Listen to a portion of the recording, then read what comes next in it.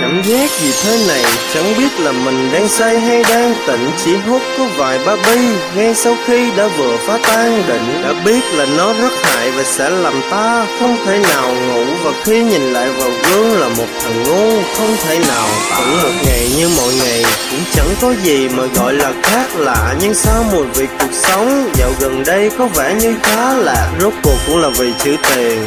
Tại sao cứ vướng trong đầu tôi? Nếu đam mê mà có thể đổi ra tiền thì chắc giờ này mình cũng không tồi đâu. Một thời lao động chịu khổ vẫn thường bị thương bởi những máy sắt. Giọt mồ hôi và máu phải đổ là điều bình thường để rồi sáng mắt. Nhận ra sức mạnh đồng tiền thì dù có phải chà lết.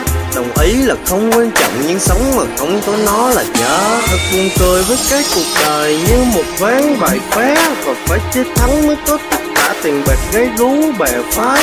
Bởi một khi mà đã có tiền, dù không có quyền thì cũng là tiên. Và ai ai cũng sẽ phải sợ những lời mình nói là tiễn là cung. Nhưng đó chỉ là tưởng tượng, ít ra bây giờ thì cũng không tệ chứ. Anh em tất cả đều biết rằng kiểu chất đó không phải là tự chế. Ai không muốn mình dư dả, có ai không muốn mình mau sướng. Và chắc là rất nhiều người đã từ lâu có nói là sướng. Cũng trong phút chốc tưởng tượng với những cái xác trên không, một ngày tận thế muốn chảy tràn trề và những thứ khác trên sông.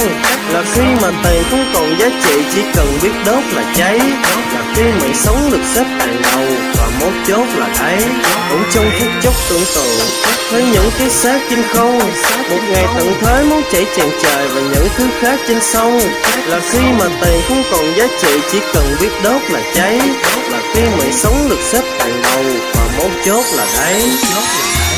Ta vẫn cứ hút và say, vẫn tự cho mình là nhất, vẫn tìm ảo giác mà bay, nhưng chưa kịp nhìn là mất. Điếu thuốc cuối cùng quả thật là ngon, chỉ muốn siết thật lâu. Chợt nghĩ về cha vẫn còn đâu đó với ánh mắt liếc thật sâu. Nhớ giọng nói, nhớ lời dạy đừng để bước chân lầm. Nỗi đau của những đòn roi giờ đã biết ra đâu gấp trăm lần. Đây chỉ là một bài rap, có phải là lời cảm tạ chăng? Không biết còn sống bao lâu, nhưng nếu được đổi con xin dành tặng cha. Bước chậm ra khu phố, tiếng cười của mẹ luôn còn đây. Vài ba thằng nhóc vui chơi quậy phá, về nhà phải chịu những đòn cây. Cảm giác này thật là yên bình và cũng không cần phải chối cãi. Có một người vợ đảm đang việc nhà, chẳng cần mình đụng đến cái chòi. Có những thằng em dù nhiều khi buồn vẫn lại thấy nó thường tới. Có những thằng anh, vài thằng bạn có lẽ đã từng một thời tướng. Liệu có bền lâu khi dòng nước chảy và đá kia đã quá mòn? Liệu không biết khi nào trả hết tình nghĩa, hay ít nhất là những món trong phút chốc tưởng tượng với những cái xác trên không, một ngày tận thế muốn chảy tràn trề và những thứ khác trên sông. Là khi mà tiền không còn giá trị, chỉ cần biết đốt là cháy. Là khi mạng sống được xếp hàng đầu và mấu chốt là đấy. Cũng trong phút chốc tưởng tượng với những cái xác trên không, một ngày tận thế muốn chảy tràn trề và những thứ khác trên sông. Là khi mà tiền không còn giá trị, chỉ cần biết đốt là cháy. Là khi mạng sống được xếp hàng đầu và mấu chốt là đấy. Dù đang cười nhưng có ai biết rằng trong lòng tôi còn nỗi lo đấy. Đừng cố lấy thước mà đo lòng người, vì chẳng thể nào mà đo lấy. Chỉ muốn là những cuộc vui đơn sơ không cần phải bàn tệp, chỉ muốn thấy những nụ cười mà không đề cập đến hai chữ tiền. Và thật ra tôi cũng bình thường, là một thằng lì và quậy.